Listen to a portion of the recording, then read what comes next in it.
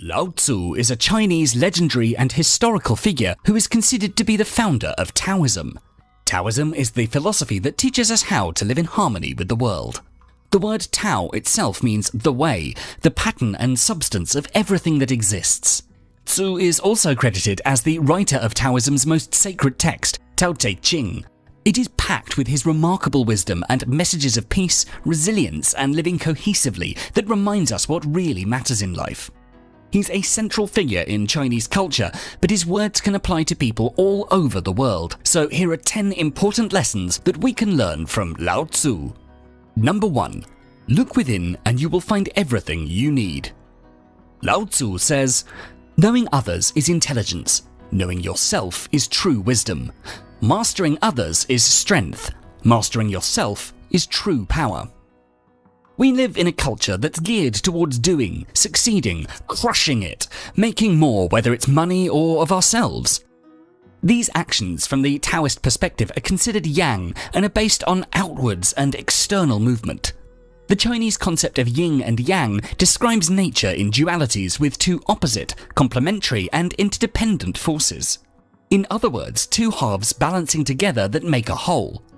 Yin and yang always flows and changes with time. One aspect increases as the other decreases, and this balance continues as a pattern in nature. Just like nature, human life too is all about balance, and to maintain this balance we need to spend time cultivating our yin, which is our inner experience. We need to slow down, reflect, and just enjoy being without having to do anything. Practices like meditation, qigong, and mindfulness can help us slow down, so that when we do need to act, move in the world and create, we have a deeper and more valuable reservoir of energy and balance to draw from. Number 2. By letting go, you become free. According to Lao Tzu, by letting it go, it all gets done. The world is won by those who let it go. But when you try and try, the world is beyond the winning. Enlightenment means to lighten the burden of life in this world and to lighten the darker aspects of human character. But how then do we lighten ourselves? How do we lighten our burdens and lighten our characters? The key is to examine our attachments, those things that we cling to in our minds so strongly that we cause pain to ourselves and others. This examination, this self-watching, can begin with understanding the 3 kinds of attachment. Attachment to recognition, attachment to security, and attachment to control. Relying on power to achieve what you want to achieve means you aren't relying on the Tao. It's important to understand that developing a stance of non-attachment is not the same as being calloused or uncaring. In fact, losing your attachments makes you freer to open up your heart even wider. It's like being able to see the world from a higher perspective.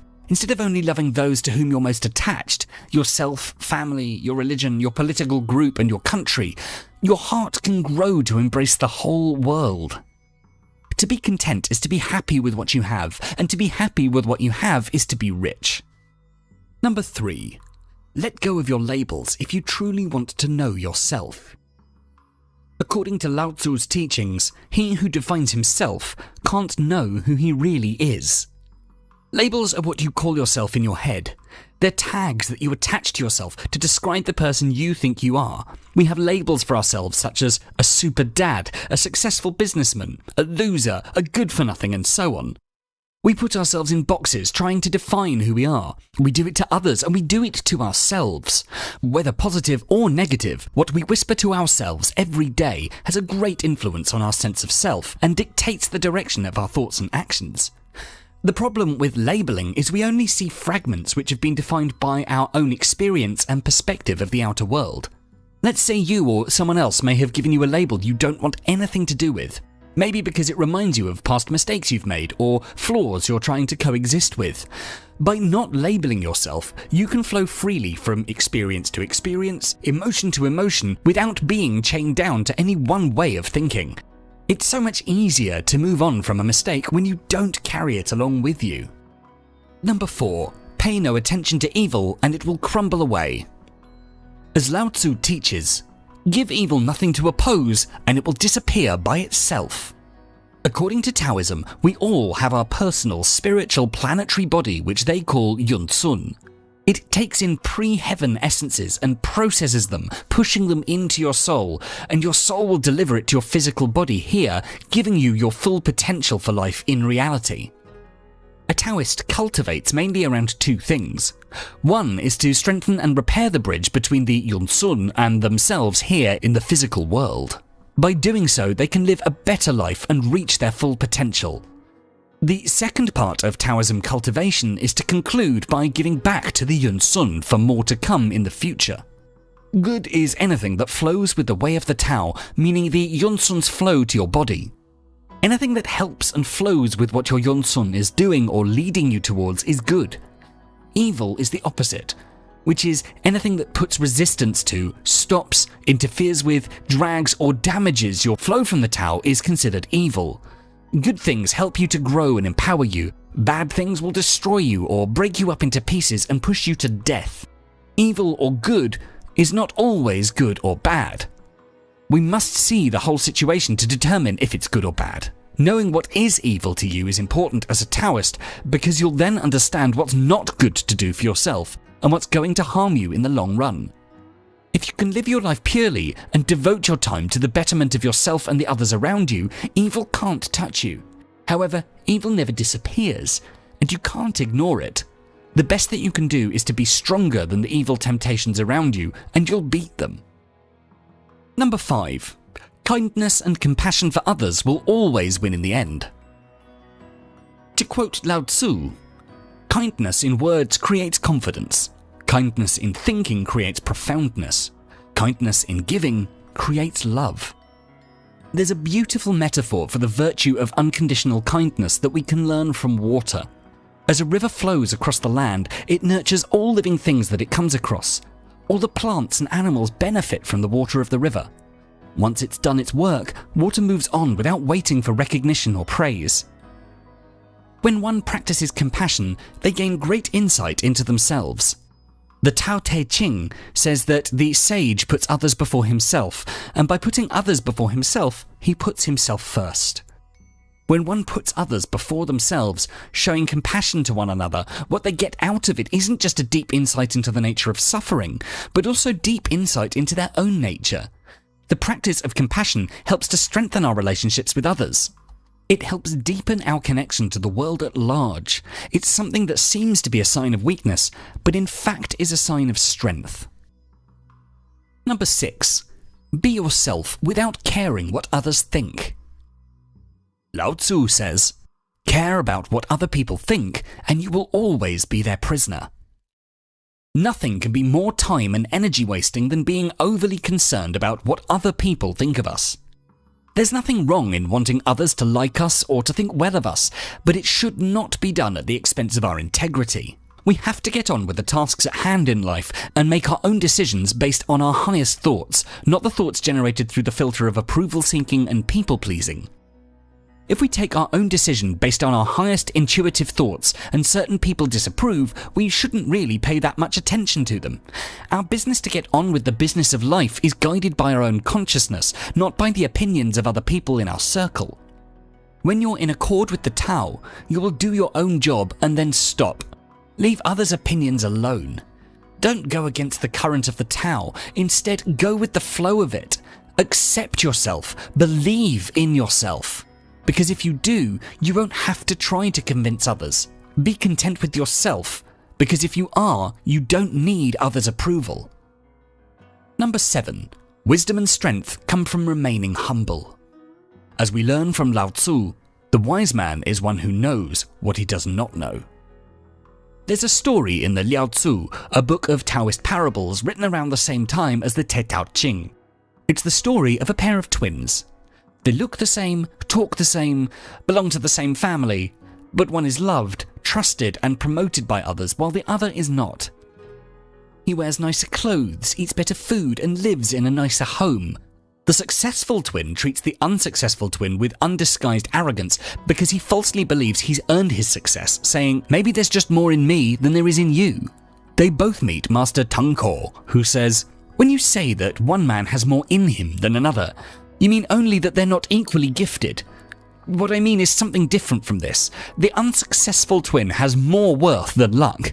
You have more luck than worth. Your success is not due to wisdom, nor is his failure due to foolishness. Both are from heaven and not from man, yet you are presumptuous because you have more luck, while he is ashamed though he has more worth. Neither of you perceives that things must be as they are. The truth is that the great power of Tao can only be obtained with great love and great humility. One should always be impeccably humble because it's the humility that guarantees great victories over oneself. It's the basis of the correct achievements in the transformation of the soul. You should agree with Tao completely. If you do this only partially, this will result in a dangerous breakdown because only complete humility is the cure for the disease called pride. Sadness and anger are companions of pride, whereas calm and joy are companions of impeccable humility. Number 8. Change is inevitable, so embrace it, even if it seems uncomfortable. In the words of Lao Tzu, new beginnings are often disguised as painful endings. We resist and often resent change, but change is key to life, because despite change being seemingly painful, it's forever necessary. Most of us tend to settle into our comfort zone. We're afraid of change or something new. We tend to get used to the rut and routine and begin to treat that as the sole option available to us. A sort of mental complacency sets in, and we don't want to alter that. Maybe because we no longer hope for better things, or maybe because we live in the belief that every ending is painful and doesn't always lead to something better. Every change is important, and every change is meaningful in and of itself. What seemed negative or painful in the beginning may turn into something new. In a new beginning, in a new way, in a new direction, a new opportunity, a new life, or even a new you. Change often paves the way for something better, and if not better, at least different. In change lies life's momentum and progress. Number 9. Learn to follow first if you ever wish to lead. According to Lao Tzu, if you want to govern the people, you must first place yourself below them. If you want to lead the people, you must learn how to follow them. To understand this, let's look at Lao Tzu's comparison between rivers and seas and hundreds of streams. Rivers and seas are more powerful than streams. They're larger, deeper, and stronger. Without water flowing in from hundreds and thousands of streams, rivers and seas wouldn't be what they are. Rivers and seas can be powerful because they're ready to receive. Similarly, from the perspective of Tao leadership, a leader is more powerful than their people, but their power is derived from their people. They need their people to feed them, both physically and metaphorically, otherwise they only have their own resources to draw from. Just like rivers and seas, a good leader must be ready to receive. To receive water from streams, rivers and seas stoop low. To harness energy from their people, a leader positions themselves lower as well in order to receive. They pay attention and listen. A leader follows before they're followed. Number 10. Always go with the flow. In our final piece of wisdom from Lao Tzu, we learn, when nothing is done, nothing is left undone. Wu Wei is a Chinese concept central to Taoism, which roughly translates to the action of non-action, or action without intent.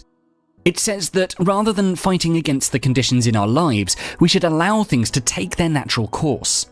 While many of us wake into our day with multiple to-dos stacked on our list and a sense of urgency to get things done, it's powerful to consider that there's a natural order in everything we do. If we tune in and follow the order, things get done effectively, efficiently, and without extra effort. If we go against the order, it takes extra time and energy to get things done, and in some cases nothing will get done no matter how hard we try. Let us take writing for example. If you feel uninspired and tired, don't force yourself to write a perfect chapter. Instead, recognize the direction of nature and take care of yourself. Maybe go for a walk. Then, when you feel inspired and motivated, take advantage and write with great ferocity and determination. This is what Wu Wei means, recognizing the forces of nature and acting accordingly. Some people intuitively interpret non-doing as something passive, laid back, or lazy. In the eyes of Tao, there are often times for action, but if no action is needed based on the laws of nature, then doing anything may be overdoing it. It's all about realizing when our efforts are being useful and when they're being wasted. If you enjoyed this video, please do make sure to check out the Stoicism playlist, and for more videos like this to help you find success and happiness using ancient philosophical wisdom, don't forget to subscribe. Thanks so much for watching.